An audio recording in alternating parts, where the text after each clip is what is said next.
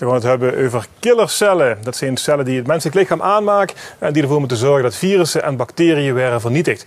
Zo gaat het ook bij kankergezwellen. Alleen om kanker de wereld toe te helpen, moeten er veel meer donorcellen komen, donorkillercellen komen.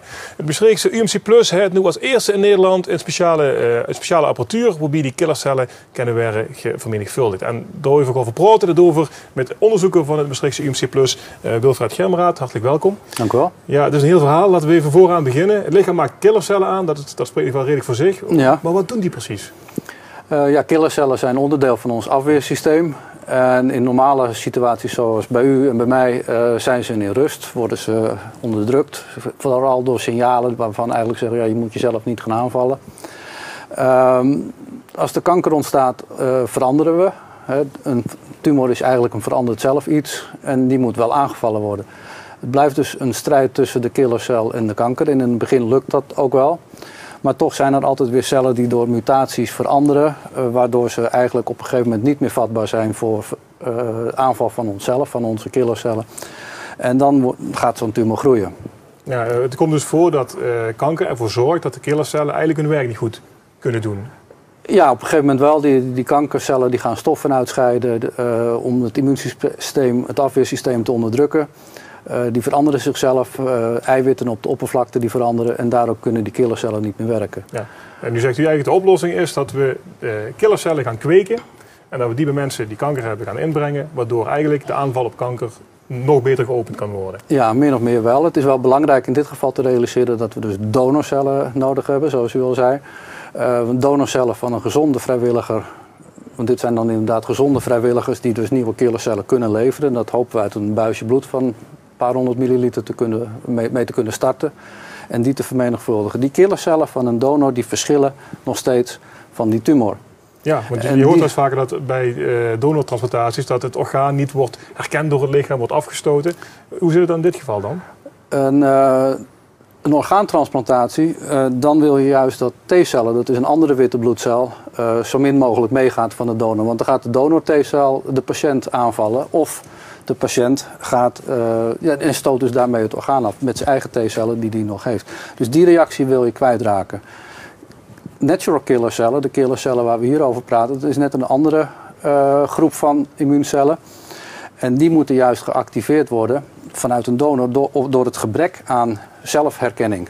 Ja. Dus vandaar dat het van een donor afkomstig moet zijn. En dus zullen de vreemde cellen in dit geval goed werk doen, omdat ze daarmee dus de kanker kunnen gaan bestrijden? Ze herkennen die kanker als lichaamsvreemd, want ze komen van een donor vandaan. Die gaan dan toch niet de normale cellen aanvullen, want dat zal natuurlijk misschien uw volgende vraag zijn.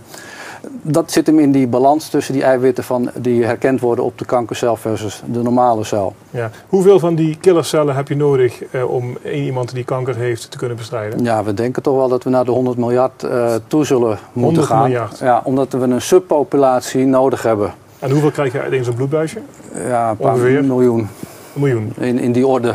Dus de apparatuur die jullie nu hebben, die is eigenlijk nodig om van dat miljoen die 100 miljard te maken? Exact. Ja. Hoeveel tijd heb je dan nodig om één patiënt te kunnen helpen? Nou ja, we verwachten dat dat een week of 3, 4 gaat duren voordat je zo ver bent. We weten dat de gemiddelde cel, eigenlijk elke cel in ons lichaam, maar ook deze killercellen, tussen de 16 en 18 uur tijd nodig hebben om te delen. Dus ja, je kunt het uitrekenen als je met zoveel miljoen begint, hoeveel tijd het kost om daar 100 miljard van te maken. Ja, nu hebben jullie een apparaat die dus ervoor moet gaan zorgen dat die cellen zich gaan vermenigvuldigen. Het is een kweeksysteem, een kleine bioreactor. We beginnen met 50 milliliter medium. Daar gaan die cellen in. Dit wordt helemaal computergestuurd, waarin alle afvalproducten worden gemeten. Er wordt gemeten hoeveel voeding er dan weer bij moet. Door die omstandigheden zo optimaal mogelijk te houden, zullen we ook zo goed mogelijk die cellen kunnen vermenigvuldigen. En blijven we aan die 16 à 18 uur delingstijd zitten. Alle afvalstoffen worden verwijderd. En ja, dan groeit het gewoon goed. En dan krijgen we voldoende cellen uiteindelijk om die patiënt te kunnen genezen. Ja. Althans, de patiënt in te kunnen brengen. Ja, daar komen we daar even verder over spreken. Er zijn op dit moment testen geweest al met gekweekte killercellen. Die hebben jullie op muizen ingespoten. Hoe was het resultaat daar? Veelbelovend, heel veelbelovend. We hebben de eerste testen gedaan met de cellen die nog in Duitsland bij de maker van het apparaat werden gekweekt. We hebben ze ook zelf gemaakt, maar dan nog niet via dat apparaat. En dan zien we dat die cellen nog hun eigenschappen behouden. Als we die in de muizen inspuiten, zowel muizen met borstkanker, waar we een model voor hebben, als muizen met de ziekte van Kahler, dat is een beenmergkanker. In beide gevallen zien we dat de tumor opgeruimd wordt. De borstkanker wat beter dan de ziekte van Kahler, maar dat is natuurlijk de muis geneest. De muis geneest. Oké, en u zegt 2 verschillende vormen van kanker die u net noemt. Betekent dat als dit project zo doorgaat en de resultaten zo blijven zoals nu, dat je dan elke vorm van kanker op die manier zou kunnen tegengaan? Ja, dat hopen we natuurlijk. Daarom hebben we specifiek voor een bloedkanker en een solide tumor gekozen. Om te kijken of er verschil is in zo'n ziekte. En als dat niet zo is, ja, dan verwachten we eigenlijk niet het verschil te kunnen zien met betrekking tot deze killercellen. Of je nou borstkanker of darmkanker of leverkanker gaat aanvallen. Maar vanuit de persoonlijk, er zitten natuurlijk heel veel mensen nu te kijken die te maken hebben met kanker. Is dit nou de oplossing waar je van zegt van nou dit is binnen een x-aantal jaren gerealiseerd? Of is dat toch iets wat op een langere termijn gezien moet worden? Want mensen grijpen natuurlijk alles aan als ze dit horen. Ja, dat kan ik me heel goed voorstellen. Dat is natuurlijk een vraag die we vaker krijgen, die ook heel lastig te beantwoorden is. Want hoe kunnen we in de toekomst kijken? Onze planning is dat we in het komend jaar die cellen die dus uit de bioreactor komen in muizen gaan testen. Helaas moeten we dat doen. We willen toch weten of ze nog onveranderd zijn. We willen dat niet direct in mensen gaan doen. Maar volgend jaar, 1,5 jaar hierna, proberen we wel klinische trials te gaan opzetten. Ik zeg echt trials, want we moeten dat natuurlijk wel gaan testen of dat werkt of niet.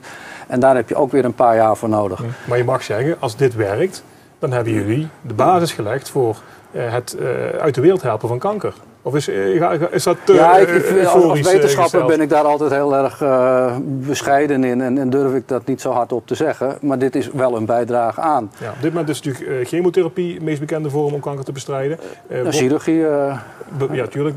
Radiotherapie, dat zijn de 3 grote vormen van antikankertherapie. Ja. En we zien dat ongeveer bij elkaar 50% van de tumoren geneest, patiënten geneest. En die andere 50, dat is zo lastig. Dat gaat erg stapje voor stapje voor stapje. Maar wordt het supplementair daaraan of is er iets wat helemaal onafhankelijk van? Het zou beide kunnen. Immunotherapie, celtherapie, daar praten we hier over. En de killercellen is een van de vormen van cellulaire immunotherapie. Verwachten we dat die zelfstandig zou kunnen zijn.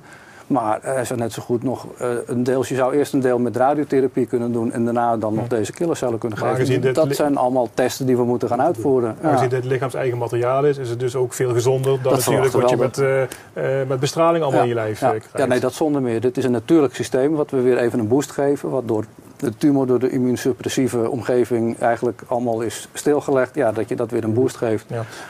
Dit apparaat jullie nu ter beschikking krijgen om die cellen te vermenigvuldigen. Hoe zijn jullie eraan gekomen? Het komt uit Duitsland, zei u? Ja, in Berlijn zit een bedrijf die heeft dit ontwikkeld. Daar is mijn collega Gerard Bos een paar jaar geleden mee in aanraking gekomen. We hebben nu al de afgelopen 1,5 jaar met hun samengewerkt. Zelf van hun gekregen, op verzoek van ons materiaal opgestuurd. En nu wat ook wel opmerkelijk is, dit komt puur door fondsenwerving. Het is niet zo dat de overheid dit nu allemaal Nee, de overheid besteedt veel geld aan kankeronderzoek, maar niet genoeg. Er zijn in Nederland heel veelbelovende soorten van kankeronderzoek, waaronder dat van ons natuurlijk in het MUMC. Maar dat is allemaal niet voldoende. Dus wij zijn heel erg blij dat we de ondersteuning hebben van het Kankeronderzoekfonds Limburg. Die hebben er ook voor gezorgd, samen met enkele andere fondsenwervers in de regio, om dat geld naar Maastricht te krijgen. En daar hebben wij dit apparaat van kunnen aanschaffen. Ja, maar de kosten zijn toch zo'n €100.000 hiervoor. En er is altijd meer geld nodig om deze ziekte eruit te krijgen. En in dat kader, zaterdag kunt u alweer een steuntje gebruiken wat dat betreft. Ja, dat is wel leuk. We hebben hier de loopfiets of wandelt voor het Kankeronderzoekfonds laten zien. Ja. Aanstaande zaterdag is er weer een fundraising event door 5 for 5 georganiseerd. Dat is een initiatief van de businessvrienden van het Kankeronderzoekfonds Limburg. En het idee is dat mensen hier in de regio mee gaan doen, gaan lopen, gaan fietsen, wandelen. Tochten van 12,5 kilometer voor wandelaars. 5 for 5 heet het, met de 5 heuveltjes van IJzermargraten erin. Ja, Sint-Getruid starten. €25 entree. Hoe meer mensen er meedoen, hoe meer geld we ophalen voor het kankeronderzoek. Dat zou fantastisch zijn, zeker als dit straks in de praktijk gebracht wordt. Maar dat duurt nog enkele jaren. Hè? Nu wordt onderzoek met name gedaan. Als dit goed uitpakt, wanneer verwacht je dan dat de eerste mens kan worden behandeld met deze In de klinische trial verwachten we in 1,5 jaar. Mag ik u heel veel succes daarbij wensen. Heel hartelijk dank. We doen ons best.